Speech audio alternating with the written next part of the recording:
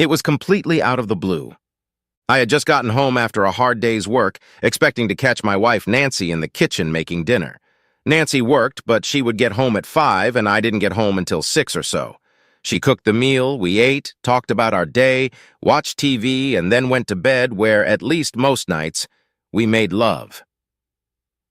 I walked into the apartment and found Nancy sitting on the couch with John Marcus. John was an attorney at the firm of Dewey, Cheatham, and Howe, where Nancy worked as a secretary. They were holding hands. Before I could ask what the hell was going on, Nancy said, "Sit down, Roy, we need to talk." "About what, Nancy, and why are you holding hands with your boss?" "That's what we need to talk about, Roy. Please sit down." "I'd rather stand." She looked at John, he nodded his head, and Nancy said, "It's not easy to say this, but the fact is that John and I have fallen in love, and I'm going to divorce you and marry John. John has taken care of all the paperwork, and all you have to do is sign it. I'm not asking for anything, just my clothes and jewelry and all that. Just sign, and it's all over in 90 days. John picked up some papers lying next to him on the couch, stood up and walked over to me, speaking. "Roy Dalton, you've got—" And that was all he had time to do before my right foot hit him right in the crotch. He dropped the papers he was holding and bent at the waist, reached for his balls with his hands, bent over, and I punched him hard in the jaw with my fist. He fell to the floor. "You miserable piece of shit!" I yelled, kicking him in the balls again. "It doesn't matter if she came after you or you went after her. You knew she was married." While all this was going on, Nancy sat there in shock, too stunned to even scream. I left John on the floor crying and holding his crotch, dragged Nancy off the couch and dragged her into the bedroom. She tried to run away from me with tears. "Let me go. Let me go, damn you." I pushed her face down on the bed, tucking her face into the pillow, and sat on her back, tearing the sheet. Using the torn sheet, I tied Nancy up and gagged her and then went out into the living room, grabbed John by the collar and dragged him into the bedroom, threw him on the bed, tied him up and gagged him as well. I stood there watching them and then started laughing. How about this? Lovers in bed together and the husband standing there watching? Is that perverted or what? While they lay there watching, I cleared the dresser and closet of my things and packed them away. I took a picture of the lovebirds on my cell phone and then said, "You're not going anywhere, you hear me?" I left them, and then in a hurry I took everything I wanted and could from the apartment and loaded it all into my truck. I'll be back later for more important things. I went back to the bedroom, picked up all the things I had packed, and carried them to the truck. Back at the apartment, I cleaned out Nancy's purse, taking all the money and credit cards, and then made one last visit to the bedroom. I stood there and watched them struggling, trying to free themselves. After a minute or so, I said, "When I get to the city limits sign, I'll call someone to get you rescued. If I'm lucky, I'll never see either of you again. On the other hand, maybe I'll wait until I'm 1,000 miles away to call. Once you're free, you'll only have to wait a year before you can divorce me for leaving you. You take care of yourself now, you hear me? Snuggle up to him and enjoy the time in his arms." Then I walked away and left them there. As I walked down the road, I asked myself why I was such a violent asshole. I realized why. If Nancy had come to me and told me she wanted a divorce because she had fallen in love with another man, I wouldn't have liked it, but I would have accepted that she didn't want to be with me. I could ask what I did to push her away, or what I lacked in her opinion, but I would just let it go. But confronting me in my own home with her lover holding her hand and saying right to my face, "Here are the papers, sign them," was too brazen for me to let it go. I expected dinner to be ready for me when I got home, and since it wasn't, I went into the village inn and had dinner. As I ate my dinner, I wondered why, if she was in love with her boss, she had me damn near to death right up until today's confrontation in our living room. I'll probably never know the answer to that question. I finished my apple pie and then called Julie, Nancy's sister. I told her that I had left her sister and her lover tied up in the bedroom of our apartment, and then hung up before she could ask me any questions. Hopefully my 1,000 miles away would make them think I was going out of town, and they wouldn't bother looking. In reality, I was only going to move to the other side of town. I left the restaurant and checked into the Quality Inn and called my boss at home. I explained the situation, arranged to take the next 2 days off, and then asked him to tell Nancy if she called him that I had come to work and quit without notice, mumbled something about Florida, and left. He said he would do it and then said, "You do realize that if you stay here, she'll eventually see you somewhere, or someone who knows you might mention seeing you, don't you?" "Yes, but I'm only doing this to stall for time. It may only take a day or two, but I'll take what I can get." I went to the bank first thing in the morning, only to find out that Nancy had lied to me. All she needed was her clothes, personal items, and all that. I discovered that Nancy had been there the day before and had withdrawn half of the checking and savings accounts. I checked the safety deposit box and found that she had apparently forgotten about it. There were 6 certificates of deposit in there. Each was worth $12,000. They were supposed to be the down payment on the house. Each of us would put 10% of our net paychecks into savings, and then when the savings reached $12,000, we would buy a certificate.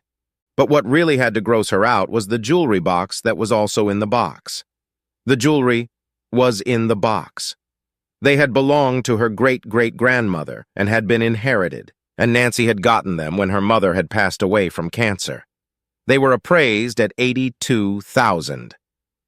The jewels were a bone of contention between Nancy and her sister Julie.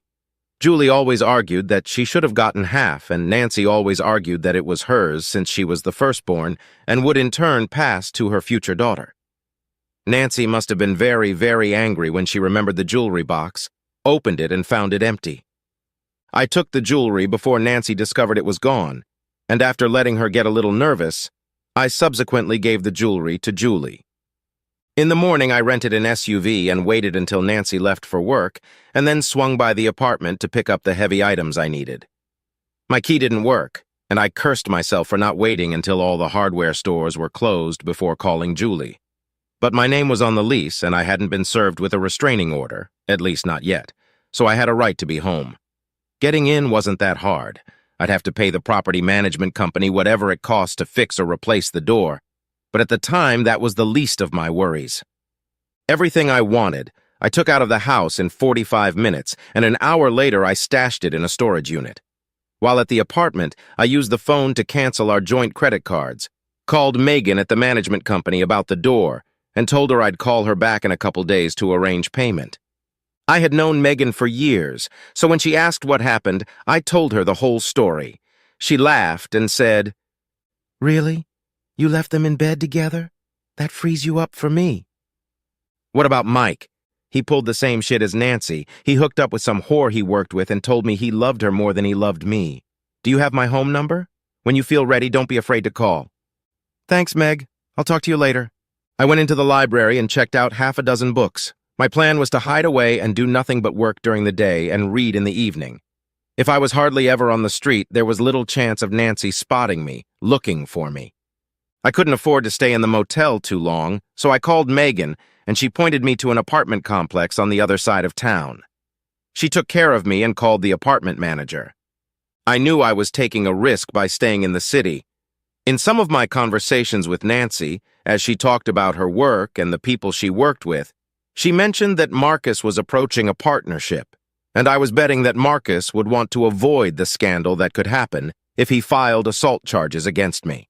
For one thing, it could have cost him the partnership he was hoping for, because it would have revealed that he was tangling with a married female employee. I'm sure he wouldn't want the partners in his law firm to cave in because of the possible negative publicity. I also thought he would discourage Nancy from filing spousal abuse charges for the same reason. Within 3 days, I had already moved into my new apartment. When I got to work, my boss told me that Nancy had called and that he had told her about my move to Florida. He said she exclaimed, "Damn!" and hung up. I couldn't keep from laughing when I heard that. Around 11, I called Megan to ask how much I owed at the door, but it turned out that Nancy had taken care of that. Then Megan asked me where we were going on our first date. I explained my plan to Nancy, and Megan laughed and said I was mean. Then she said, "You can come over to my house for dinner and we can talk about old times. That way you won't be glowering and she won't have the slightest chance to see you." "What time? Say, 6 o'clock? As I drove to Megan's, I thought about her and how long I'd known her. We'd met sporadically throughout high school and had almost reached the stage of a permanent connection. I didn't realize she was back in town until the day I walked into the property manager's office to sign the lease papers for the apartment. But by then, I was already married to Nancy. I showed up at her apartment on time, sat down at the kitchen table, and we talked while she finished making dinner. She told me all about her move to Colorado when her father was promoted and how she hoped she could go back there someday. I asked her why she didn't just stay there if that's what she wanted. She told me that her father died in a work accident and her mother came back here. She was a loser and she needed me, so I came back with her. She's better now, but I can't afford to go to Colorado yet. I'm saving up my money, so maybe someday I'll be able to make that move. She wanted full information about Nancy, so I told her. She laughed and said I should have taken a picture of them, framed it, and hung it on the wall with the caption, "Doves resting after a hard day." I laughed and told her I had taken a picture of it on my cell phone right before I left. She looked at it and laughed until she fell over. We had a nice time, and I offered to return the favor and invite her to dinner at my place the next night. She said she'd love to come. The next night, I had dinner with Megan, and after eating, we sat on the couch and watched a movie. About halfway through the movie, I found us holding hands, and I have no idea how it happened or even when. I looked at her and found her looking at me. Have you ever wondered how things would have turned out for us if my dad hadn't moved us to Colorado? The day after I saw you when I came to sign the lease on our apartment. You want to see if there's anything left? I'd love to, but not until I get rid of Nancy. Why wait? If you're done with her, you're done with her. Maybe, but I'm still married, vows and all that. But she broke her vows and set you free. That's a nice thought, but I don't feel that way.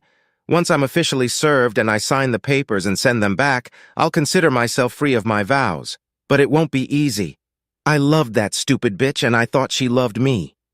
While some people can turn off love as easily as turning off a light, I'm not like that. It's going to take me a little while to recover from Nancy. I have 8 years of what I thought were pretty good years left to bury. It's not going to be easy for me. I think the first step is to get all the legal issues out of the way. How long will that take? The paperwork is already drawn up, so I think all I have to do is be available so I can be served. I think the easiest way would be to just walk into the office where she works. But I don't want to do that, although I'm looking forward to it. And there's really no rush. We need to get to know each other again. It's been 12 years since we broke up, and we're different people now. And there's a pretty big elephant in the room.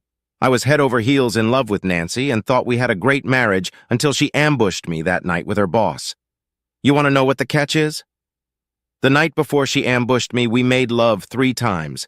3 times, and she did it knowing what she was going to do to me the next day. She even kissed me goodbye and wished me a good day as I left for work that morning. Enough about that. I decided I wasn't going to hide from Nancy. Let her find me. So what would you like to do on our first date? Depends on when. Dinner and dancing if it's on a weekend. Dinner and a movie if it's in the middle of the week. Okay, how about dinner and a movie on Wednesday and dinner and dancing on Saturday?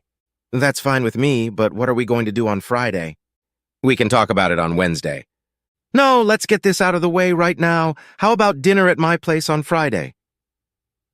Is it too much for me to put myself to the test in such a short period of time? If it's my way, I'll still take up all your time. Then we'll meet on Friday. Wednesday's date went well, and I got a nice kiss when I drove Megan home at the end of the date. Since I changed my mind about hiding from Nancy, I showed up at the bowling alley on Thursday. As luck would have it, that Thursday night my team was facing a team that Nancy's coworker was on. I asked Melissa if she had any idea how long Nancy's affair with her boss had been going on, and I could see in her face that she knew, but she said, "I have no idea what you're talking about." You don't have to hide it, Melissa. Nancy and Marcus have already impressed me with it. Nancy wants a divorce so she can marry him. I'm just curious how long she's been messing with my head. I never had a clue until she hit me with this. Maybe 8 months. We all think she was crazy to give you up for that dirtbag. Is it true you kicked him in the crotch? I just smiled, but didn't answer anything. Melissa asked if I was going to fight the divorce, and I told her no. Why would I fight to keep someone who doesn't want me? When this is over, is there any chance I could be on the list when you go looking again? I'll keep you in mind, but I'm afraid it takes time, and I can't imagine a beauty like you still being around when the dust finally settles. They say good things are worth waiting for. Do you think you could work with Nancy if we could get together? I bet it'd be fun to watch her eat her heart out. It wouldn't take her too long to find out what a piece of shit Marcus is, and that she definitely screwed up by leaving you for someone like him. I hope you're right. I'd love to see that. It was a good night as far as I was concerned. The team won 2 out of 3 games, and I hit the jackpot with 217 in the second game, and my ego was rubbed off by a real hottie showing interest in me. My Friday date with Megan went well. Saturday? Not so good. After dinner at Duke's Steakhouse, we went to Buckskin's for dancing. Buckskin's was a country western-style place where a band played on the weekends. The band that night was Carlos Washington, and I was on the dance floor doing the cowboy cha-cha with Megan when Julie Myers, Nancy's sister, walked in with her current boyfriend and another guy I didn't know, and they took the table next to ours. That wasn't the worst part. The worst part was that as soon as they sat down, Nancy joined them. I had already decided not to hide the fact that I was in town, but the table next to me and my date? And where was John? Had she already dumped him? I assumed the unknown guy was her chaperone for the evening. I warned Megan of what we were about to face, and she laughed and said, "Oh boy, this is going to be an evening to remember." The music ended and we headed to our table. Nancy was sitting with her back to us, but Julie was facing us, and I could see the surprise on her face as we walked over to our table and sat down. Apparently, she had decided not to let Nancy know because Nancy never turned around. I had already decided to pay our bill and leave. The next tune was a waltz, and Julie and the other 3 got up with her to go to the dance floor, and that's when Nancy saw me. I saw the shocked disbelief on her face, but her dance partner took her hand and led her out onto the dance floor. She kept her eyes on me as she danced. The song ended, and the band announced that they were going to take a break. All 4 of them went back to their table, and that's when Nancy decided to get mad at me. "Who's your friend, Roy?" she said with heavy sarcasm on the word friend. "You remember Megan from the leasing office, of course." She looked at Megan and asked, "Do you date married men a lot?" Megan laughed at her and said, "Only with the ones who get thrown out by stupid wives." An annoyed expression appeared on Nancy's face at this answer, and then she said to me, "Why are you here, Roy? I thought you'd gone out of town." "I'm here to drink and dance. Isn't that what people usually come here for? And obviously I'm here, or you wouldn't be able to talk to me." "Where do you live?" "None of your damn business." "You still working at Stan's? Why don't you go back to your band, Nan? I'd like to spend some time with my partner." "God damn it, Roy, you know I don't like being called Nan. That's some tough shit, Nan. After the shit you and your mean boss put up, I don't give a shit what you like or don't like. Does John know you're seeing another man tonight? Maybe I should write him a couple lines and let him know." "That's not true. I came here for a drink or 2 with Julie and Randy. I didn't know Art would be with them." I called out to a neighboring table, "Hey, Julie, is this Art's date with Nancy?" "I'm not going to get involved in this, Roy. The fact that Julie doesn't support your story tells me all I need to know." "Damn it, Roy, I'm not crazy." At that point, Megan said, "Unless you want to enter a hair-pulling contest with me, you need to get away from me and my beau, now!" Nancy threw us an angry look and went back to her seat. Megan smiled at me and said, "I haven't had this much fun in a long time." The band came back and we went back to the dance floor and danced 2 dances, and when we got to our table, Julie and her band were gone. Megan asked, "Are you really thinking about telling her lawyer boyfriend about her and this artist guy?" "No. If she's cheating on him, he deserves it since he's a cheater himself. I mean, he did cheat, right? If, as she said, they just happened to be here, I'll let her think and sweat that someday I'll just tell him about it to cause friction between them. Maybe make him think about that old once a cheater, always a cheater thing." "You really do have a delightfully wicked mind, don't you?" I just smiled. I got a really hot kiss as I drove her home. As we drove, I wondered if something lasting with Megan could work out. We did have something in high school, but Was it more than just puppy love? The next day, I called Julie and asked her to meet me at Bud's bar after I finished work. I told you I don't want to get involved, Roy. I don't need you to get involved, Julie. I need to talk to you about something other than my current relationship with your sister. Okay, but no talk about Nancy and what you two are going through, or I'll get up and leave. You got it. I got to Bud's before Julie and decided the best way to handle the situation was to just hand her the jewelry box and leave. That way I wouldn't have to mention Nancy and cause Julie to flee. Julie walked in, looked around, saw me, and came over to join me. Knowing her usual drink, I had already set it on the table. She sat down, noticed the drink, took a sip, and then said, "Okay, Roy, what's up?" I put the box on the table in front of her. "What's this?" "Open it." She took another sip and opened the box. I saw the look on her face when she realized what was in front of her. She reached in and pulled out a diamond necklace and looked at it and said, "My mom used to let me wear it when I used to play dress-up when I was a kid. Where did you find it?" I explained how I got it and said, "I know you always felt you should get half of it when your mom died. Now you have it all. What you do is up to you.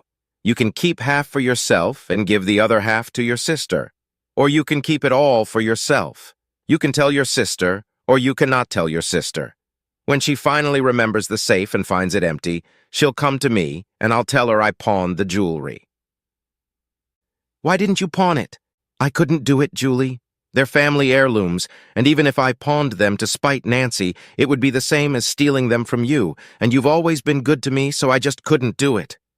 To tell you the truth, Roy, I've always wished I'd gotten to you before Nancy did." She put the necklace back and said, "You'll never know how much I appreciate it, Roy. Stay in touch, Roy."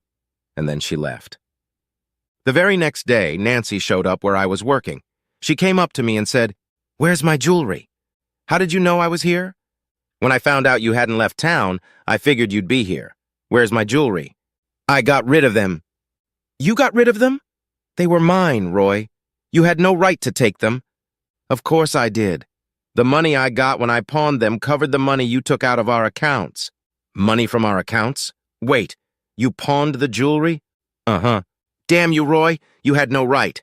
You lied to me. You told me that all you wanted out of our marriage was your personal stuff, like clothes and jewelry and stuff. No mention of money.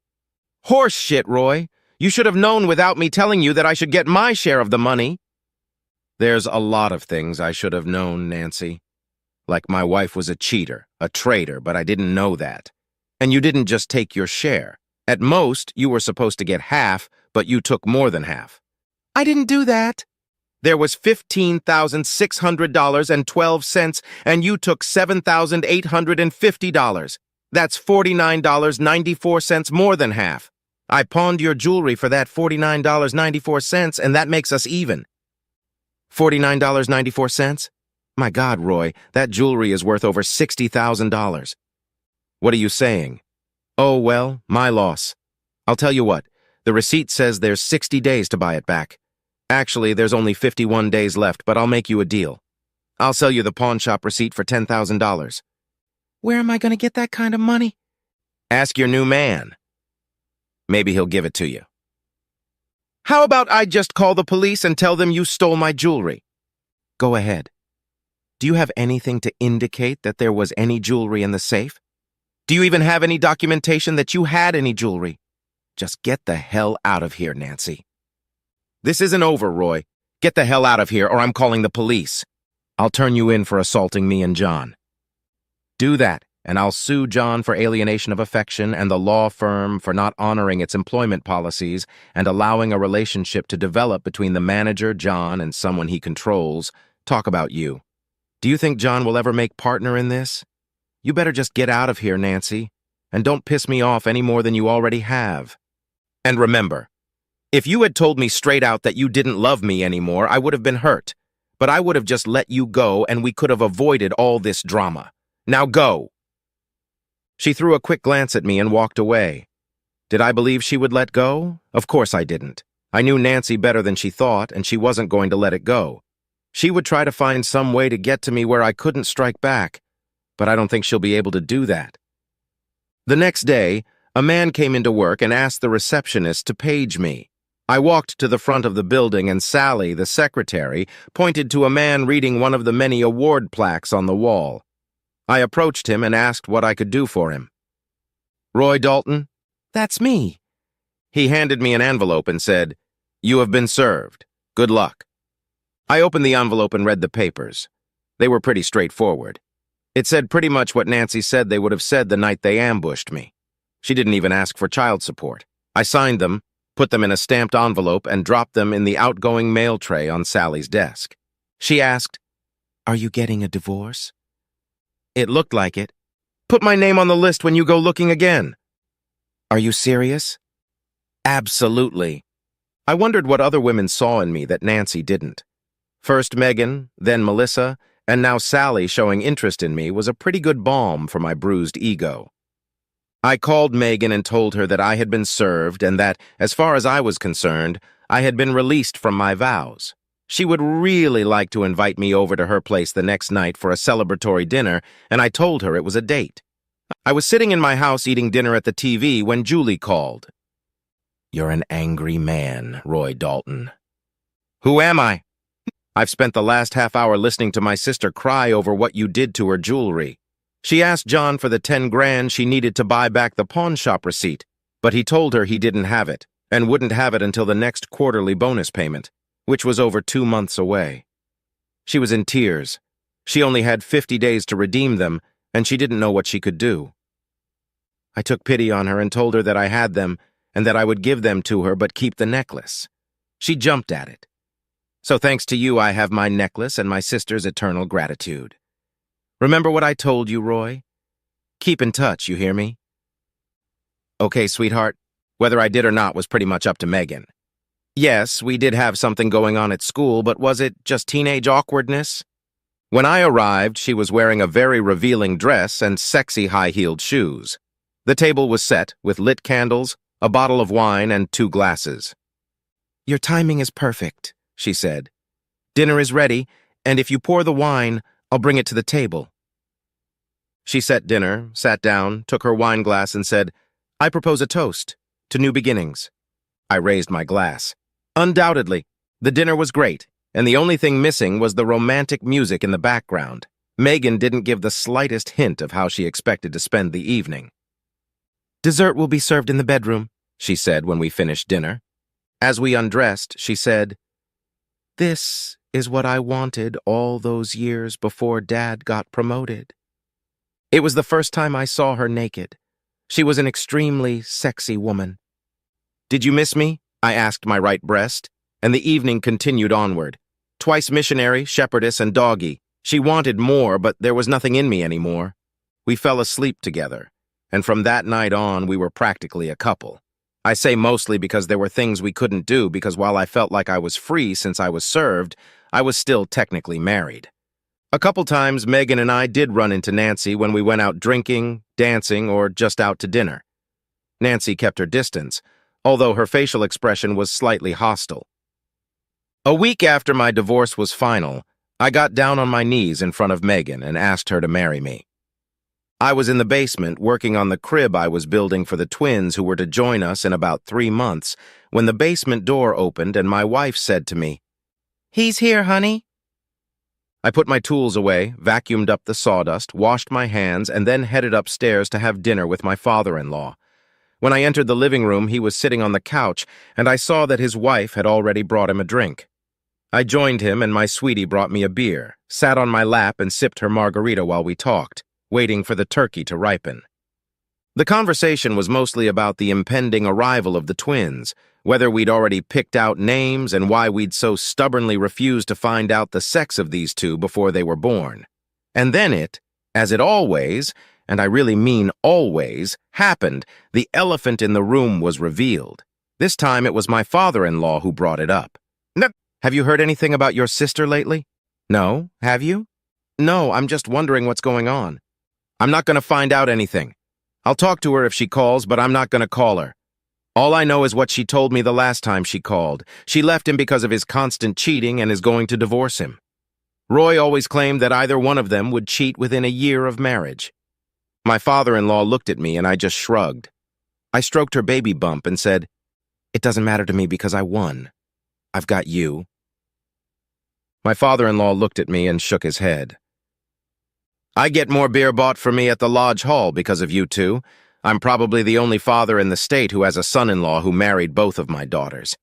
I don't understand, and it's probably best not to understand how you went from Nancy to Julie." "Julie? Yeah. I think I missed that part." When I proposed to Megan, she said no. It wasn't as direct, but it was still a no. She said she really liked me, and she liked what we were doing, but she didn't love me. I was disappointed, but not too upset. Eventually, I realized that I had done my best with Megan.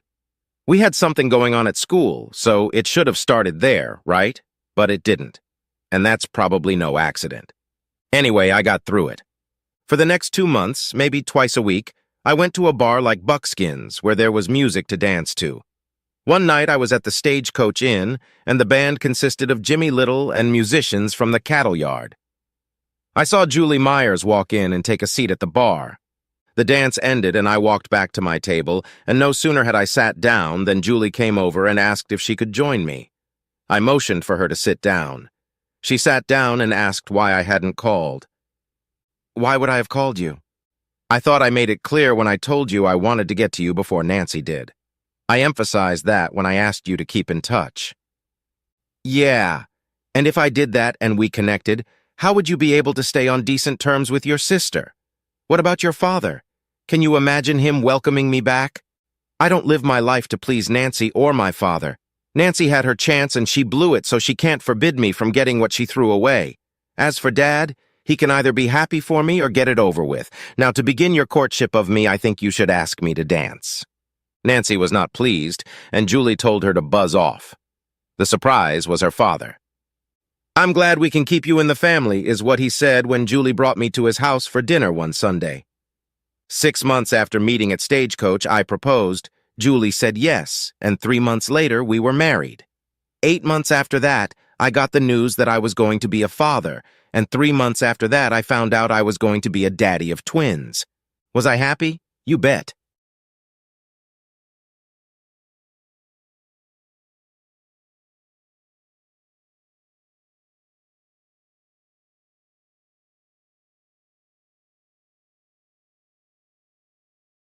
It was 7 o'clock in the morning, and my wife was washing the car in the driveway again. For our 25th wedding anniversary, I had given her a red 1965 Mustang convertible.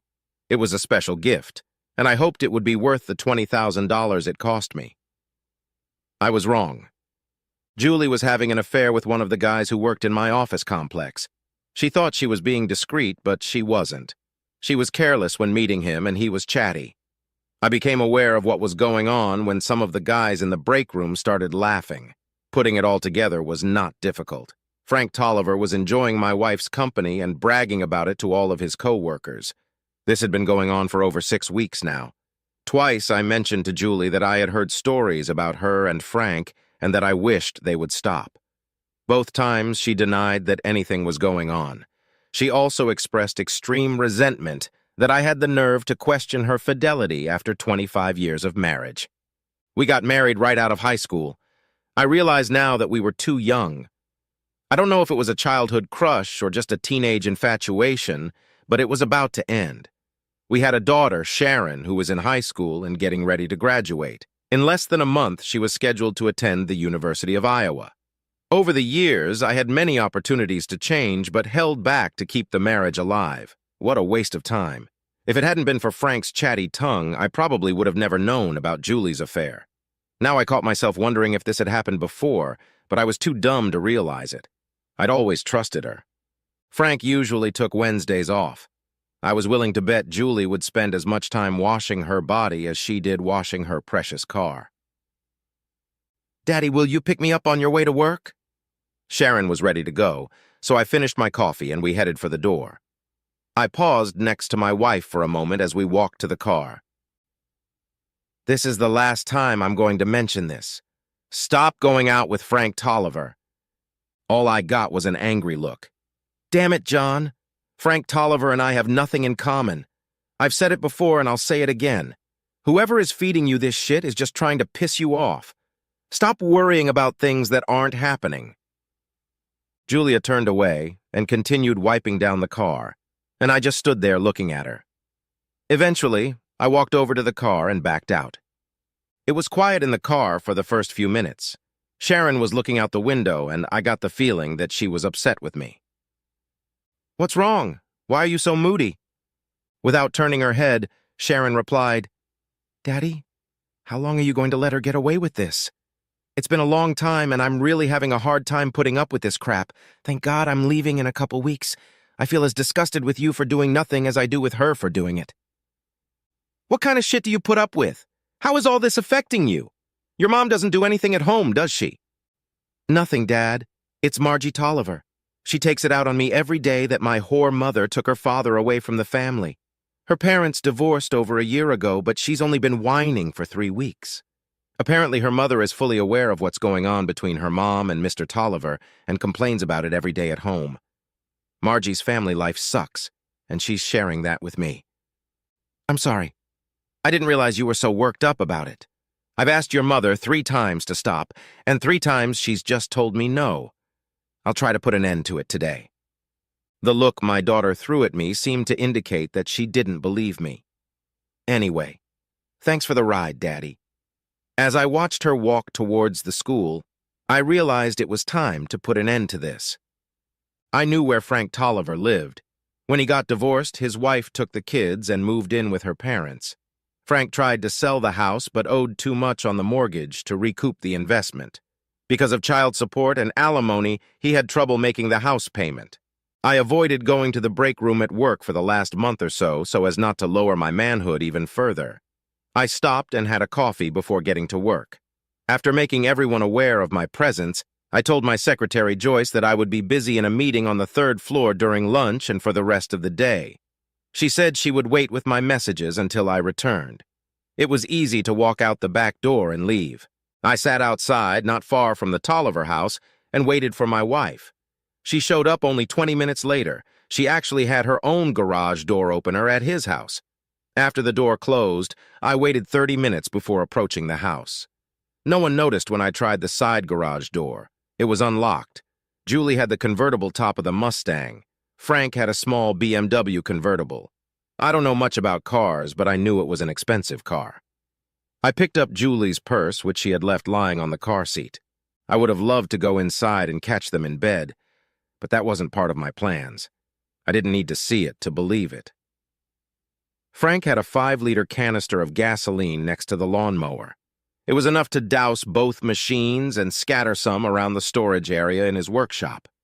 By the time they realized the garage was engulfed in flames, there was nothing they could do to stop it. I had to hurry a bit to get back to my car before there was any sign of it. As I turned the corner, I could make out a few jets of smoke in my rearview mirror. 10 minutes later, I returned to work and told the receptionist that the meeting was canceled. It felt like I had never even left the building.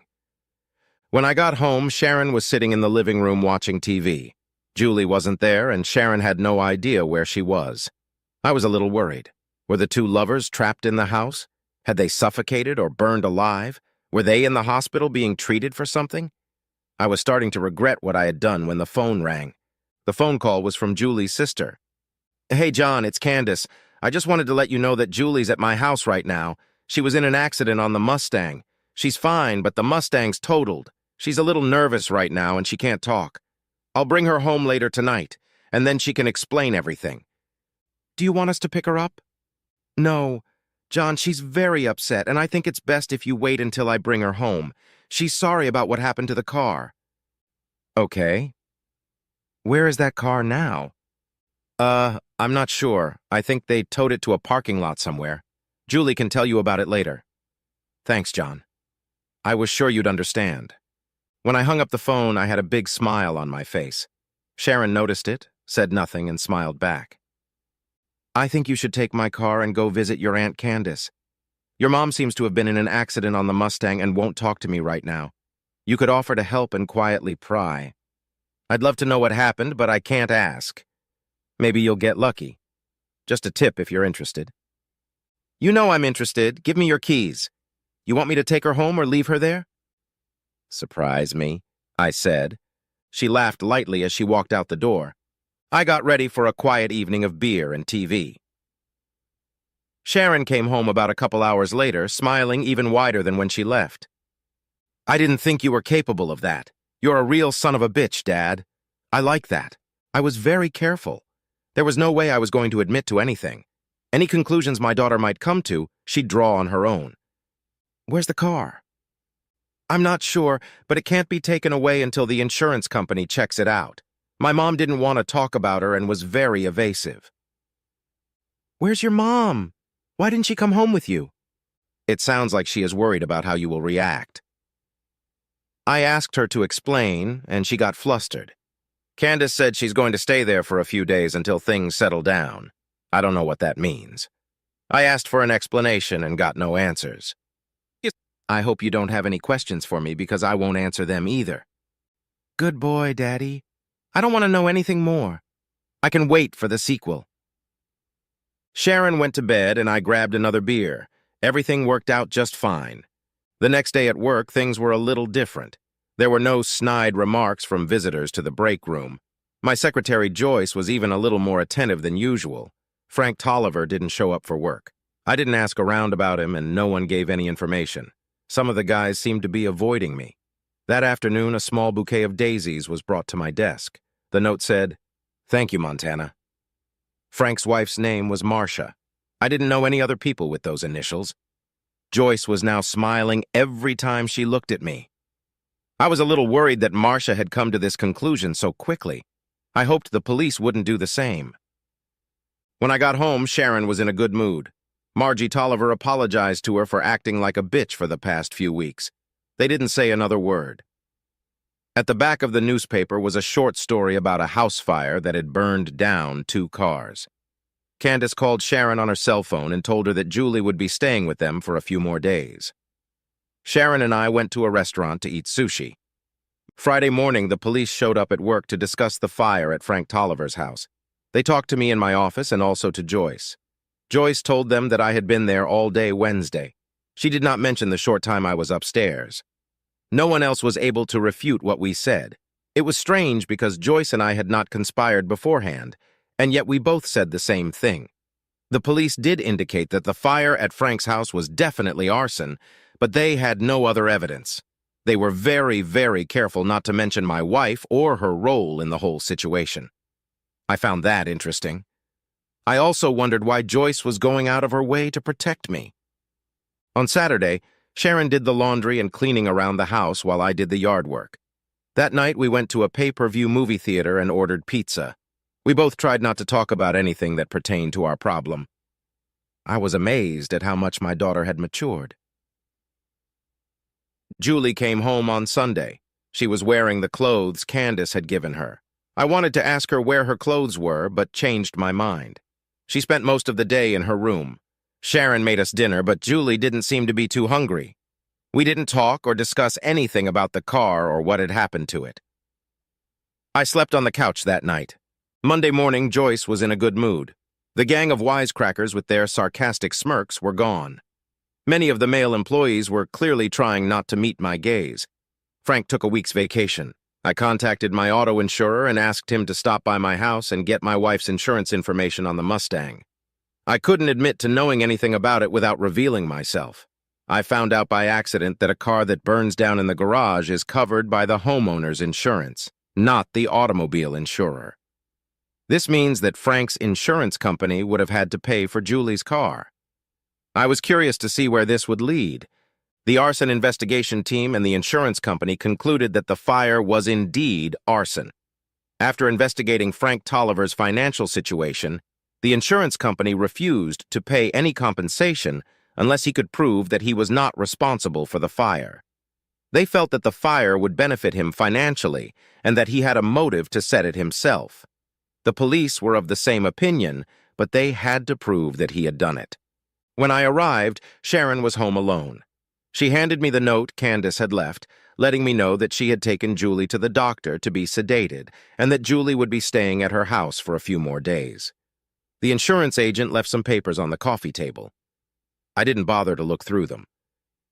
Sharon and I went to dinner at Red Lobster.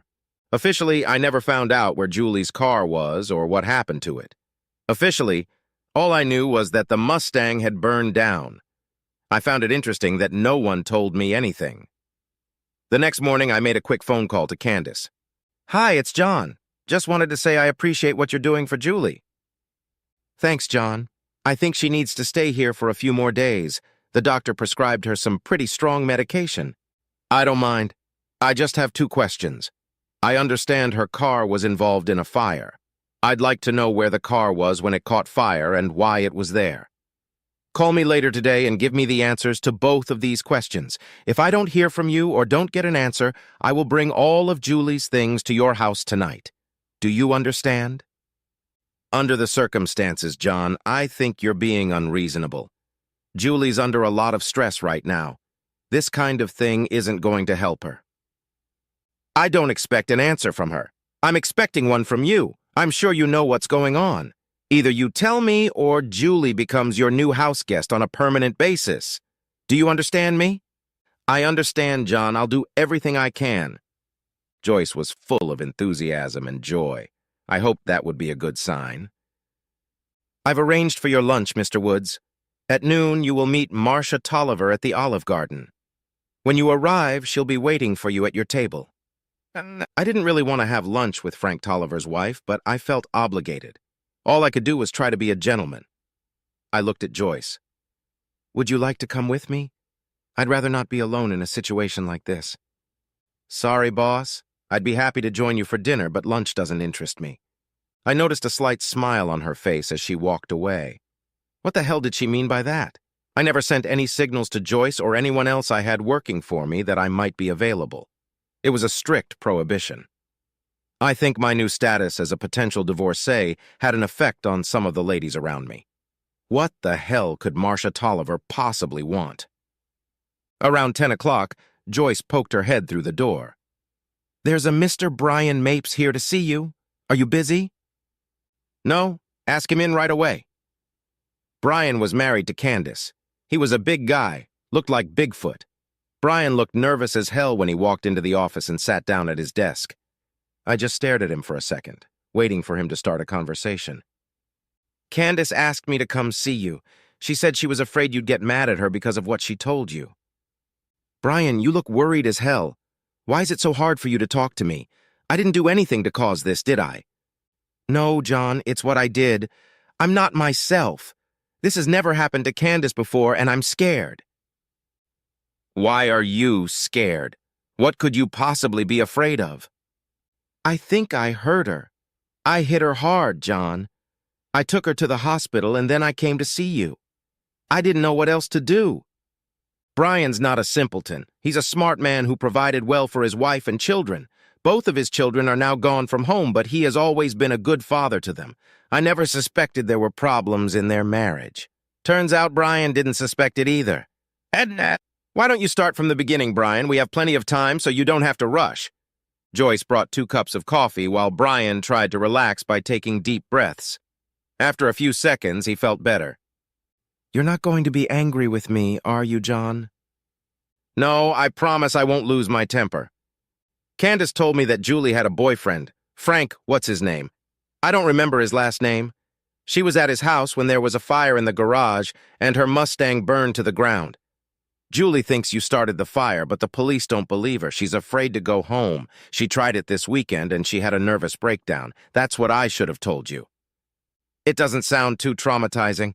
I still don't understand why it upset you so much." I started asking her some questions just to clear the air. Candace started to get angry with me. The more questions I asked, the more upset she got. "What kind of questions were they?" "John, do you remember the 3-day cruise the girls went on last year to Cancun?" "Yes. Why did you ask?" I always felt there was something suspicious about that vacation. For some reason, I connected that trip to Julie's affair. I don't know why. I asked Candace if Julie was having an affair on the cruise, and she exploded. "I guess you didn't get an answer." "Oh, but I did, although not as much as I would have liked." She ranted for a few minutes about how you and I are lousy husbands. She said that if we were more attentive in bed, they wouldn't have to run around. That was the exact phrase she used, running around and around. It was around this time that I realized that Candace was cheating on me too, just like Julie cheated on you. I'm sorry, Brian. It wasn't my intention to drag you into this. It's gotten worse, John. I insisted she tell me the name of the guy she was cheating with. She laughed at me and said, "Which one?" I think that's when I lost my temper. After I hit her a few times, she was scared to death. She had never seen me mad before. In 22 years, I had never once resorted to violence until this morning. She asked me to stop hitting her, and I told her I wouldn't stop until she gave me names. She said the two guys they went on the cruise with were from their health club, Craig and Will, what's his name. Then she gave me Frank's name as the guy Julie was with.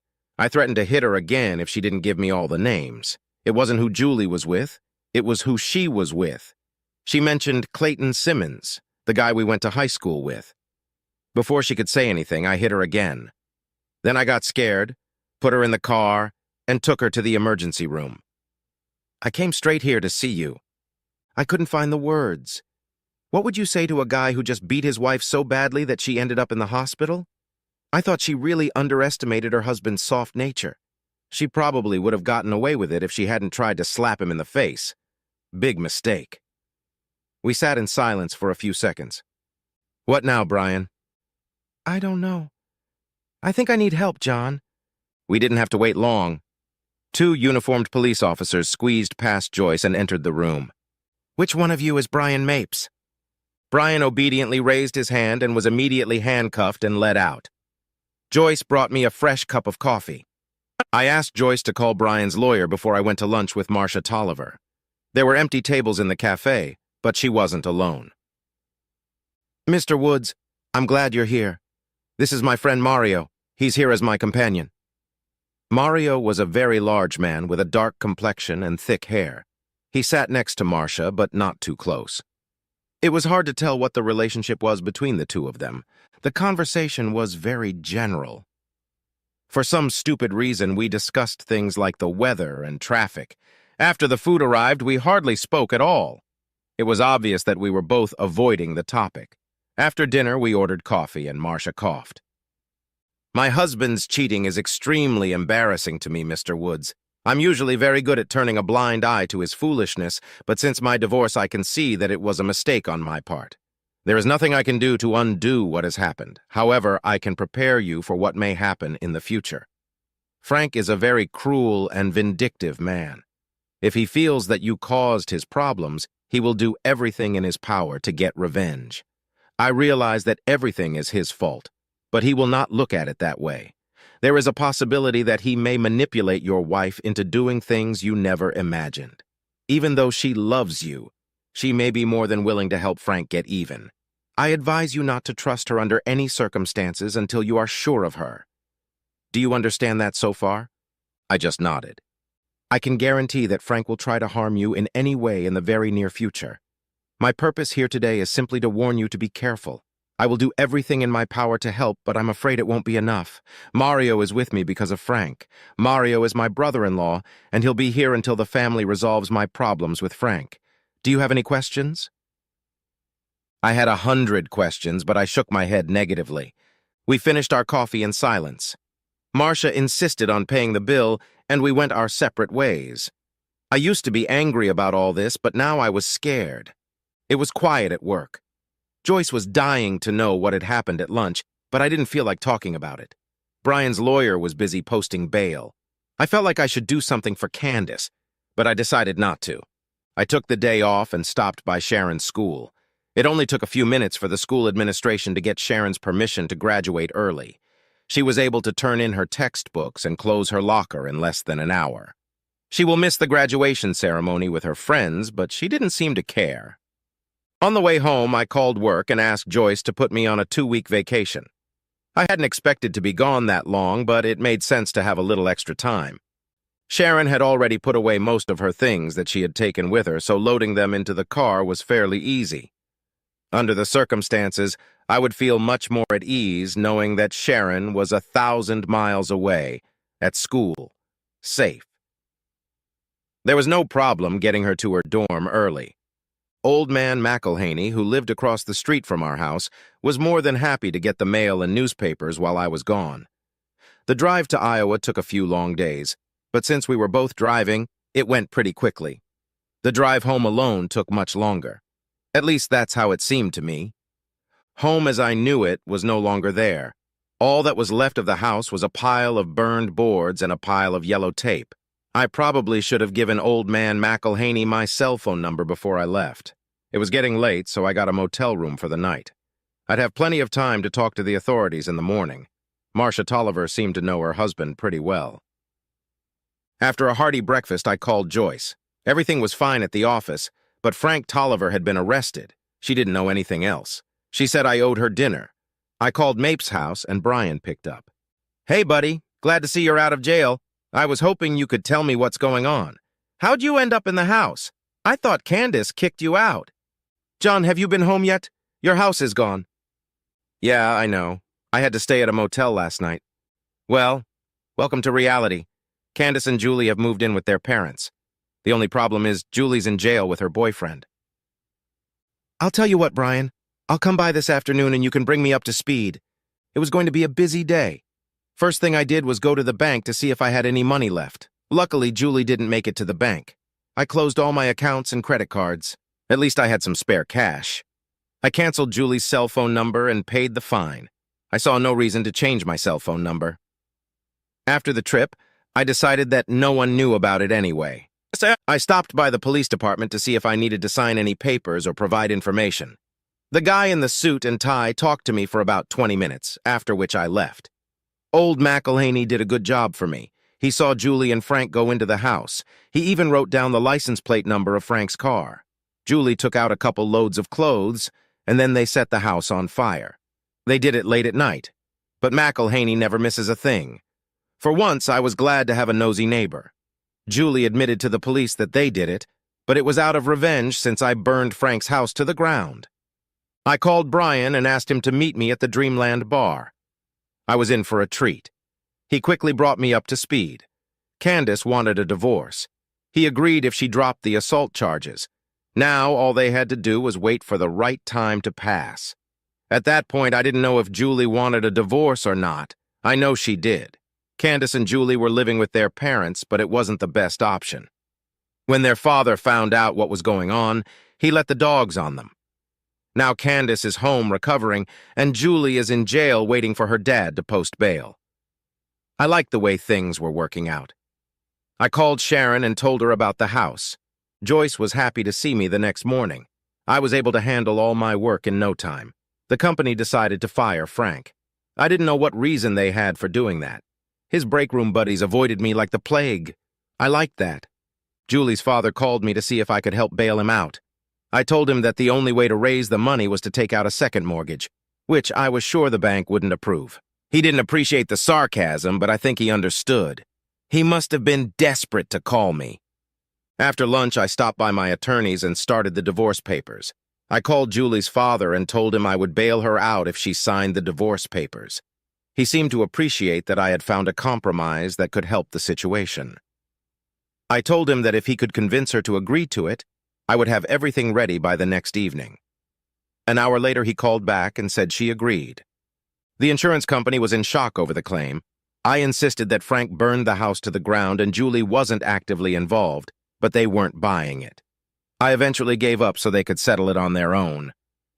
At that point, I was a bit stunned and just wanted it to be over soon. Suddenly, the company asked me if I was interested in transferring to Huntsville. It was unexpected, but I was glad for the vote of confidence as it was a good promotion. Joyce wanted to come with me. Over the next month, things normalized. Candace recovered from her well-deserved beating and began treating her soon-to-be ex-husband with renewed respect. Clayton Simmons was found badly beaten behind a local strip club. He was unable or unwilling to identify the man who did it. Brian and I signed up at a local health club that the girls used to attend. 2 days later, 2 regular members of the club decided to quit. After that, we terminated our membership. For some strange reason, my car insurance company decided to pay me for the loss of my Mustang. Although I had bought it for Julie, it was still registered in my name. The issue of home insurance was still hanging in the air. Julie supported the prosecution's testimony against Frank and ended up getting 2 years probation. Frank ended up getting 10 years. Joyce and I are leaving for Huntsville next week. I'd love to tell you about our tumultuous affair, but I'll save that for another time. She wants me to buy her a 1969 Camaro. I'm thinking about it.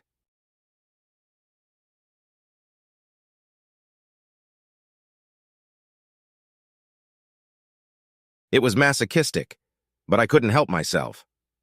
30 minutes on the C2 concept rowing machine, followed by 30 minutes on the damn treadmill, every day for the past 9 months. The only thing that changed was the music. I didn't have a smartphone, but I did have an old MP3 player that had everything I could find on it to drown out the anger. I should probably say drown out the pain, but the anger seemed to grow daily and pushed the pain to the back burner. Scenarios of revenge played out in my brain as the heavy metal clouded the reality around me. Both exercises could be done automatically without thinking or concentrating on what I was doing. For an hour each day, I was in a self-induced trance, wallowing in the rage inspired by my wife's infidelity. After a quick shower at the gym, I began my 3-mile trek to work. Driving would be more practical, but I found that the time spent walking calmed me down. Usually 58 minutes.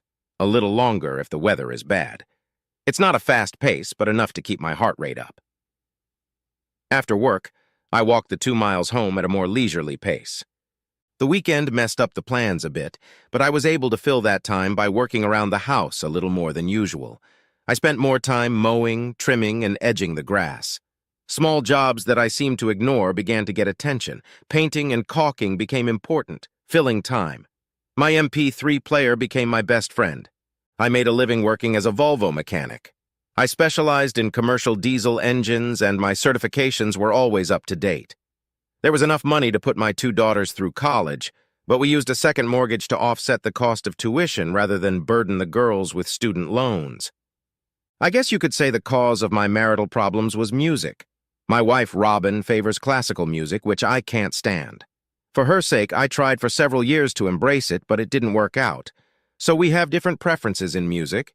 That didn't seem like enough to destroy a marriage, but she decided to go further. She began socializing with other people who had similar musical tastes, which led to joining and participating in local music lovers associations. Trips to concerts were on the band's agenda, and she began signing up for anything she could get her hands on. Of course, it never even occurred to her to ask me to accompany her. When the outings started happening overnight, I felt the need to do a little investigating. Serge Gorski was a pianist. He taught at a local college and played with several classical orchestras in the area. He traveled regularly to New York, Philadelphia, and Baltimore to play concerts. My wife was in love with him. Although she hid it for a long time, it was not difficult for me to determine that she was indeed his personal traveling companion. Putting all the facts together, I waited for the right moment and brought it down on her. "Honey, we need to talk." Of course, things didn't go the way I expected. She didn't deny anything, acknowledged everything, and more or less confidently said, "So what?" I'm not a very smart person. I had no response to her reaction. I expected remorse and repentance. What I got was indifference and insolence. In that moment, our lives changed. At first, I was overwhelmed with grief and sadness. The pain was excruciating, but I held myself together. I said nothing to my daughters or anyone else. Robin went on with her life as if nothing had changed. She cooked, cleaned, and ran the house the same way she always had. The only actual change was that I now slept in the guest room. Robin never worked, so she spent all her free time with her friends. Although we still lived in the same house, it was like a brother and sister relationship rather than husband and wife. Her travels and social outings became more daring. Pictures in newspapers and local magazines showed Serge and Robin as a couple. Not once was there any mention of me or that she was married. Over time, my pain gradually turned to anger, and the anger became so strong that I had difficulty controlling it. I didn't start drinking. I turned to the gym. I lost 46 pounds. I was in better shape than I had ever been. I stopped taking my blood pressure and cholesterol medication. I only ate dinner at home, and I was easily able to adjust to what Robin cooked. For every pound I lost, I gained 10 pounds of bitterness. I was turning into a hateful, miserable bastard. Even my friends and co-workers started avoiding me. And then I met Seymour. Seymour had been a regular at the gym for about 2 months before I spoke to him. During my workouts, I kept a low profile and barely socialized. A few people would casually nod at each other or occasionally exchange a quick fist bump. Seymour didn't socialize. Sometimes I caught him talking to himself. When you have headphones in your ears, you don't notice you're singing along with a song or talking out loud. One day he noticed that I was smiling while he was reflecting, and from that moment on, we had an easy, casual relationship. We started exercising together on the treadmill, and then I gradually accustomed him to the rowing machine. He was just as focused on the exercise as I was, and I quickly discovered that we had the same motivation. We started having coffee after workouts, which led to occasional lunches. Seymour became my friend, and I felt much better. I finally had someone to sympathize with. I could talk. However, it didn't make things any easier. It just made me angrier. Seymour didn't want to run on the treadmill. He didn't want to run at all. Physically, he was capable of running, but psychologically, he chose not to. His wife, Tricia, was an avid triathlete. About 5 years ago, she had started a fitness program, and it had become her go-to activity. She spent as much time as she could biking, swimming, and running. The worst part was that she wasn't doing it alone. There were marathons and Ironman competitions going on all the time, and she participated in every one she could. Of course, Seymour was never invited. Gene Dickens was a world-class triathlete and was happy to offer Tricia his chaperoning services. Seymour had no trouble finding out that they shared transportation, hotel accommodations, meals, and function meetings. He told his wife about it. She told him to get over it. One evening, after work, while Seymour and I were eating ribs, everything fell into place. Robin was in Washington with Serge, and Tricia was in Hawaii in Kona Ironman with Gene Dickens. The ribs would have been tastier with a few mugs of cold beer, but we made do with unsweetened tea. You know, John, we're a sorry pair of assholes. Seymour didn't laugh when he said that, just shook his head and looked a little glum. Damn it, Seymour, I'm not a cuckold. Oh, really? What do you call two guys who know their wives are cheating on them and accept it? I paused for a moment, considering his words. I waved carelessly at the waitress. Bring us a couple of long necks, please. Seymour, I'm not a cuckold. I'm not going to be a cuckold. Prove it. John, we're both pathetic cuckolds who bury our misery by exercising ourselves to the point of pain. Do your daughters know what's going on? When was the last time you spoke to them? Does your wife talk to your daughters? Thank God I don't have any children to worry about. I raised a cold Yingling. What do you suggest? Seymour only shrugged and took another rib. I started the weekend as usual, with yard work. I had no idea what schedule Robin's would be back on, and I didn't care. I assumed she would stay for the weekend. After a light lunch, I met Seymour at the gym. Tricia wouldn't be back until 5 days later. She told Seymour that triathletes have to decompress or something before the airlines will let them fly.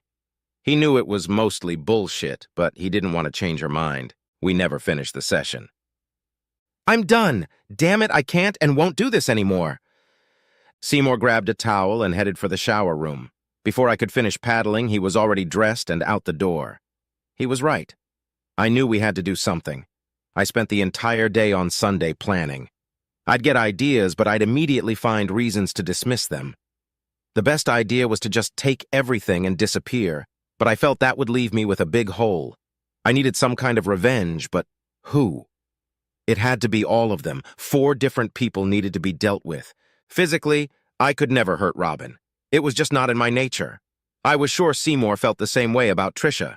However, the 2 boys were a different story. Murder was out of the question, but how to hurt them, that would make sense. Suddenly, it all became clear. I quickly went to the garage and found what I needed, a hammer with a ballpoint pen. Robin came home Sunday night, all glowing. She'd unpacked, showered, and everything, but she didn't share with me any of what she'd experienced over the weekend. I didn't bring it up. After she went to bed, I stayed up to watch TV. John, I'm not going to do that. You're crazy. I don't care how bad it is. I'm not going to kill anyone. No, Seymour, you're not listening. We're not going to kill anyone. We're just going to slow them down a little. That's not what it looks like. I've seen that movie, Strangers on a Train. William Bendix and another guy turned out to be murderers. What you're suggesting is the same thing. I'm not going to do it, John. It was Farley Granger, not William Bendix, and we're not going to kill anyone. Why are we going to do that? And what are we going to accomplish by it? Good. Seymour, why is your wife so infatuated with this guy? What does he have that you don't, that makes her want him? You know exactly what it is. He's a world-class super athlete. There's no way I can match him. I'm just a forklift jockey, and an overweight one at that. So he's using his world-class athlete status to seduce and steal your wife away from you. Do you think that's fair? No. Seymour, this guy thinks he's so much better than everyone else that he can take and use any woman he wants. That's the height of disrespect, and you don't want to hurt him. He's exhausted you, and you're just going to let him get away with it. John, there's no way I can stand up to him. That's the thing, you don't have to. I'll do it. And what's the compromise? Well, there's a world-famous virtuoso pianist who may need professional chiropractic manipulation of his fingers. Can you handle that? That depends on the circumstances. Will I have to use a ballpoint hammer? Seymour, use any damn thing you want. So we agreed. Seymour was still a little insecure, so I said I'd take care of Gina first, and then he'd feel more comfortable taking care of Serge. We spent another 2 hours over ribs, exchanging all the personal information we had with each other. There were a lot of holes in our plan. The problem was that neither of us had any idea what to do or how to do it. Gene was the biggest problem because of his physical attributes. I decided I was going to need some kind of equalizer. Now that I had a new special project in my life, I had completely forgotten about my wife and her lover. I took 10 days of accumulated vacation time. I focused on Gina Dickens. It turned out to be much more complicated than I had imagined. He had a regular 9-to-5 job as an insurance agent, but the rest of his days were much more complicated. Sometimes he'd ride his bike for hours when he could spare the time. In the mornings, he jogged, and 3 nights a week he spent at the local YMCA, swimming laps until the pool closed. On days when it rained, he worked out at the local gym. Of course, 2 or 3 times a week he met with Tricia at his apartment. While I was busy tracking Gene, Seymour was checking up on Serge. We met regularly at the gym, working out, but we didn't discuss how things were going. We didn't even have each other's phone numbers. That was part of the plan. The only thing we had in common was that we were both members of the same gym. Time was running out and I needed to approve something. He used different bike routes all the time. He never jogged the same route. The best I could come up with was the YMCA after swim practice. He parked his car at the back of the building. I spent a lot of time looking for security cameras. I found a few in the front of the building and on the sides, but never saw any in the back. I had discreetly purchased a stun gun at the Craigslist auction, but wasn't sure if it worked or how to test it. I had to take a chance on it. At least it came with an instruction manual. Feeling a little frisky, I bought a $10 balaclava. We spent about 30 minutes on the treadmill, chatting about nothing, when I felt it was time to get down to serious stuff. Seymour, I think you need to take a 10-day vacation as soon as possible. I don't want to know where you're going, but you need to give me dates. Wherever you go, use your credit cards, lots of them. By the time we'd spent another 30 minutes on the Concept C2 rowing machine, Seymour was glowing. Now it was up to me to figure out where I was going. It was raining, a slow rain, but one that made everything around me wet.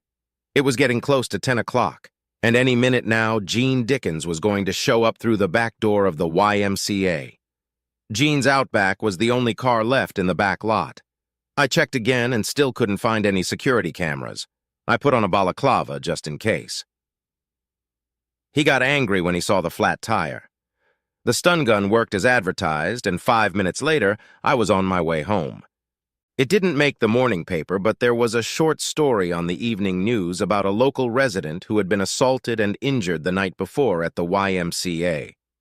Arrangements are being made to install CCTV cameras in the area to prevent further incidents. There was no word on what injuries he sustained. They had no suspects or motive. I had no idea where Seymour was or when he would return. The hammer, taser, and balaclava had been thrown into 3 different dumpsters downtown. My boss at work wasn't thrilled when I informed him that I was going to Orlando for 3 weeks for a Volvo Penta driver training course. He couldn't see how he would benefit from the marine engine course. I told him I would pay for the course and use more of my accumulated vacation time. He still wasn't happy. I left a note in Seymour's gym locker explaining that I would be out of town until the end of June.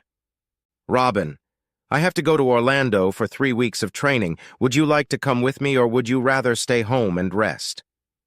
John, the summer concert season is in full swing. You know how much I love events in the park. I'd rather stay here. You'll be in class most of the time anyway, won't you? Yes. Besides, it's a little sweltering in the summer. I understand why you don't want to go, but I feel like I should ask. Thanks, sweetie. I appreciate your offer, but I'd probably be more comfortable here. Maybe we can think about a short trip later in the summer, maybe a weekend in New England or something like that. Of course, this conversation went exactly as I expected. Now on to the next phase of the plan. There was no further news of Gina Dickens. I left at dawn on Saturday and planned to make it to Orlando in 2 days, including a stop at the Tennessee Aquarium in Chattanooga. You have to get your priorities right. Luckily, the school had a long-term rental that included cooking. I didn't feel like eating out every day. I called Robin and let her know I had gotten there safely. If you want to read the newspaper online, you pay $1 a month. I took care of that as soon as I got settled. Starting tomorrow, I would scrutinize all news from home, paying special attention to police reports. I couldn't wait to see if Seymour would keep his end of the bargain. I was also anxious to see if he would get some kind of a thrashing from the police about the Dickens incident. There was a Planet Fitness about a mile from the house. I used my guest privileges card. The first week of my vacation was boring, the second week was interesting, and the third week was great. Of course, I'm not referring to my school training. Everything was top-notch. Every day I read the entire newspaper looking for something interesting. There was a concert at the Brandywine Battlefield that a friend of my wife's organized. I'm sure she enjoyed that little outing. Late the following week, there was a front-page article about the heinous attack on Serge Gorski, a local university professor and symphony orchestra director. The police felt it was some sort of professional vendetta, as the only injuries he sustained were to both hands. Comparisons were made to the recent attack on Jean Dickens, but they were unable to link the two incidents. At this point, there are no suspects. I spent the rest of the evening with a package of black and tan, trying to figure out where, when, and how Seymour had pulled this off. I really didn't want to know, but it was fun to think about. The next morning, one of the administrators at Volvo Penta High School informed me that some official from Pennsylvania had called and confirmed that I was indeed attending school and hadn't missed any scheduled classes. I expected nothing less. I was curious as to when my wife would let me know. I hadn't heard from her in several days. In preparation for her call, I went out and bought another package. The call never came. The last week of school turned out to be the best. We had half a day of interviews with potential employers. I was not expecting that. As it seemed to me, any offer would have been a good one. My age, experience, and willingness to relocate gave me some advantage over most of the other students. I got the offer I wanted, and it was easy for me to make a choice. On the way home, I decided to make a quick stop to check things out. There was still no follow-up article in the paper about the mysterious attacks. Robin never called again. Perdido Bay Marina was actually in Alabama, but you could see Florida across the water. Bill Morgan willingly showed me his pride and joy. In addition to overhaul and maintenance, they had a large multi-level warehouse. There were half a dozen boats parked at the dock. The crowning glory of it all was a small mobile home in the backyard that he said I could use for free. I asked him to tell me more about the storage unit, which he said was favored by bullfinches. After telling me about the job, he jokingly asked if I had any experience with a forklift. I immediately thought of Seymour. Arriving home was somewhat anticlimactic. I was quickly hugged and kissed on the cheek by my loving wife. I made several attempts at some light conversation, but Robin didn't respond with anything more than light chatter. She didn't mention Serge at all. I didn't insist, but smiled to myself. I showered, changed, and we enjoyed a light dinner. I'd been gone 25 days, and it was as if I'd never left. I was looking forward to a good workout at the gym in the morning. He was there when I arrived. "Good morning, Seymour." "Good morning, John." We continued working out for about 20 minutes without saying anything. It was a little weird. Finally, I couldn't take it anymore. "Coffee, Seymour." "Damn, I thought you'd never ask." We didn't even bother to shower or change. We just grabbed our stuff and headed across the street to Mickey D's. "John, how are you doing?" "Quiet. It's like I never left. If I hadn't read about what happened in the paper, I never would have found out. And you?" "Just the opposite. Trisha is furious and taking her anger out on me. The police completely exonerated me, but she's convinced I had something to do with his attack. She spends more time at his place playing nurse than she does at home. She's even stayed over a couple times. In a way, it's even relaxing. I like spending time away from her more than I like spending time with her. You did a good job with him. His triathlon days are over." "I wasn't sure. I never read about exactly what injuries he had. Did the police give you a hard time?" "Damn right they did. They went through my phone records and bank accounts trying to link me to his attack. After a week or so, they finally gave up. Trisha was the driving force behind trying to get me indicted." "Just curious, but where did you go?" "I was on a windjammer cruise out of Rockland, Maine. I enjoyed myself immensely." "Good for you." "I had to sit in a classroom 8 hours a day for 3 weeks." "So what now, John?" "Yeah, I don't know about you, but I'm getting out of here. I have a job near Pensacola, and I'm leaving at the end of the week." "Are you going to divorce her?" "No. I'm just taking everything and leaving. If she wants a divorce, let her file for divorce. I'm interested to see if good old Serge will step up and accept her or leave her." "What about your house and belongings?" "I'm leaving her everything except the money in the bank. She'll get the mortgage, car payments, utilities, and a Kohl's credit card." "That gives me something to think about. You'll let me know where you'll be, won't you?" "Sure. By the way, did Serge give you any trouble?" "Not very much.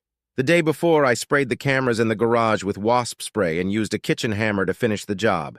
One swift blow to the head and then half a dozen blows to each arm. I even made sure to hit both of his thumbs. He never saw me.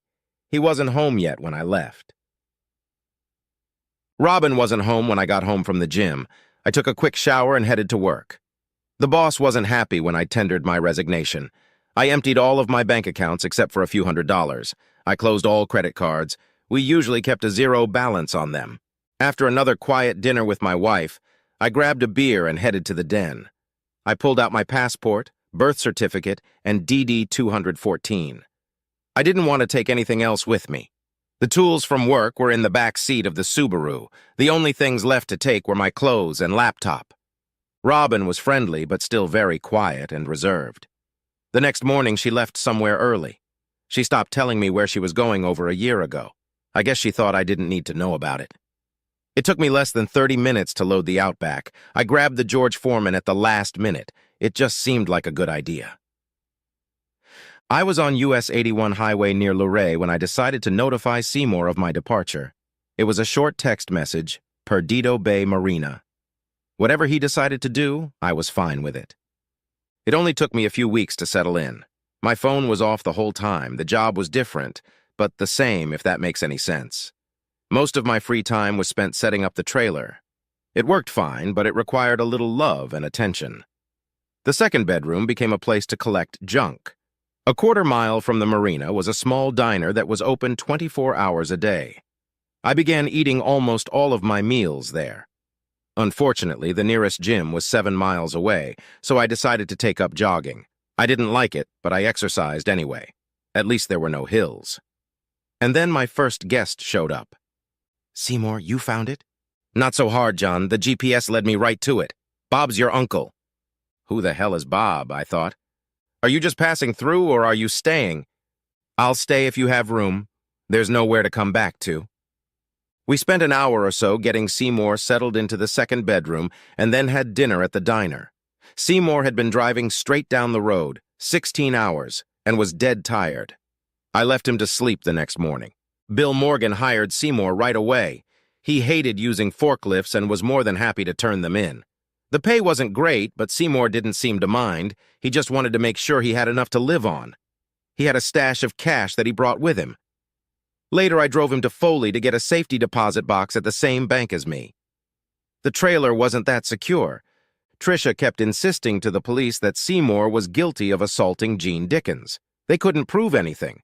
His alibi in Maine was solid, and no accomplices could be found. Naturally, relations between the two quickly soured. Tricia demanded that Seymour get out of the house, but he refused to do so. Eventually, she moved in with Dickens, and 2 days later, Seymour ran away. I decided it was time to contact my daughters. I called the eldest, Clara, first. As soon as I said hello, she hung up. Cora, my youngest, was more blunt. She called me an inconsiderate bastard, after which she hung up. I made an attempt and failed miserably. Good thing I wasn't stuck with 2 expensive weddings in the future. I turned the phone off. Seymour and I got into a routine pretty quickly. I jogged about 5 miles every morning, and then we met at the diner for breakfast. They made a small portion of a low-carb breakfast especially for me. We ate lunch whenever it was convenient. After a couple of weeks, things changed. For the past 6 months, R.G. Martin had been living at Nordic Tug in Slip 16. She had no ground transportation, so Seymour was happy to give her a ride when she needed to go somewhere. I soon lost my dinner companion and soon lost my breakfast companion.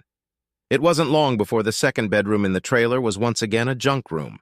Seymour was happy, and I was happy for him. Every time I tried to talk to him about her, he was evasive. Bill Morgan wasn't any help either. He was just happy that she paid her docs and utilities on time. She never asked for any special treatment. Something was going on, but as long as Seymour was happy, I stayed out of it. I seemed to have lost track of time. It had been almost a year since I'd left. I hadn't spoken to my wife, my daughters, or anyone else at home. Once in a while, Seymour, Argie, and I would go out to dinner, and we always had a good time. I was able to find out that Argie was from Ohio, that she was a military wife and had no children. She never mentioned her husband, and I wasn't going to ask. Argie always wanted to go eat in Foley or Gulf Shores, but refused to go to Pensacola. It was a strange quirk, but I was able to live with it. Monday morning, everything fell into place.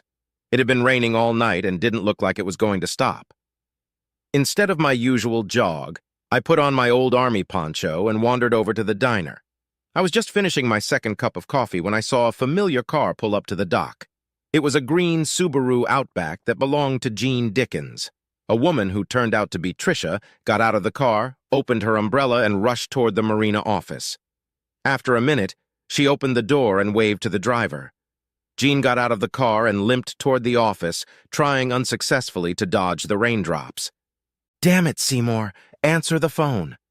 Finally, I was answered. "Seymour, you're in trouble. How soon can you get off and get the hell out of here?" "What the hell are you talking about? Slow down!" "Your wife is here, and Gene Dickens is with her. They're in the office right now talking to Bill. It's your choice. You can talk to her or sneak out quietly. I think the rain will be a good cover." "John, this will take me at least 15 or 20 minutes. Can you hold them off a little longer?" "I'll try. Move your ass." My next call was to Bill. He grinned slightly, agreeing to send the uninvited guests to my trailer instead of Argie's. I got back to the trailer just as they were leaving the office. Of course, I invited them in and tried to kill as much time as possible. I chatted casually with the man I'd attacked less than a year ago, maimed and mutilated, and hoped to hide behind my newly acquired facial hair. They never said why they'd come or why they were looking for Seymour. I didn't ask. As we walked to the dock, the rain eased to a gray drizzle. The fog made the tugboat barely visible across the bay, but I was the only one looking at it. They just stared at the empty dock. After 5 minutes, the vessel disappeared completely. I didn't identify myself or say how I knew Seymour. They didn't ask.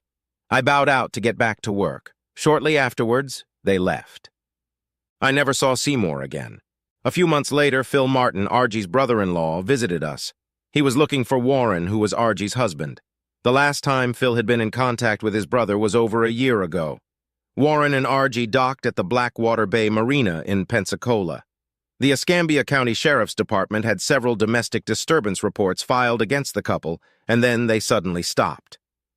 Warren Martin was retired from the U.S. Air Force, and his retirement checks were still being cashed, even though no one had seen him or his wife in over a year. I had no idea how he had tracked Argy to the marina. Perhaps it was just an assumption. Another 6 months passed. I missed Seymour. The job was steady, but it was starting to bore me. I spent my evenings with my black and tan, trying to decide if I should look for a companion or maybe try a change of venue. I avoided bars and never went to church. The gym was a little awkward, and none of the waitresses at the diner were interesting enough to date. I finally got interested enough to contact Volvo Penta again. They had 2 good openings, one in Biloxi and one in Galveston. There was no way I could make up my mind. I was trying to pick one of them at lunch when I was rudely interrupted. "Hey, John, you're a hard man to find." Robin looked old and tired. The last 2 years hadn't been favorable to her. "I'm sorry. I wasn't hiding. Why such a surprise visit?" She held out an envelope across the table. "Your final divorce papers. I thought you might need them. I filed for divorce a year from now." "If you knew where I was, why did you have to come here? You could have just mailed them." "I don't know, probably to get some closure. You screwed me over big time, but I guess I deserved it." "That wasn't my intention. I just wanted to get away so you could be with Serge. I felt like I was holding you back." "Well, you didn't leave me much. With no money and a foreclosed house that the bank ended up taking, what really pissed me off was that you took George Foreman." "I thought your lover might have backed up. By the way, where is he?" Things didn't go well for Serge after the accident. He went back to Estonia about 6 months ago. "You didn't go with him?" "I wasn't invited." I didn't say anything back. "Serge was a little offended. He thought you had something to do with his attack. Things seemed to get better between us after that." "And now what?" "Clara got married last June and they moved to Ocala. I'm going to move in with them and play the role of grandmother. On the way, I decided to make a little detour to deliver your newspapers." Silly me. I sat there like a fool, waiting for some sort of apology, but none came. It was as if she still kept rubbing my face after that time. There was no remorse or regret on her part. "Well, Robin, I'm glad you stopped by. I'm sorry I missed Clara's wedding, but I guess she didn't want me there anyway. I'm also sorry things didn't work out with you and Serge. I know how important that was to you. Is there anything else before you leave?" "Yes, I want the George Foreman. I picked Biloxi. It was only 2 hours away. The casino is fun.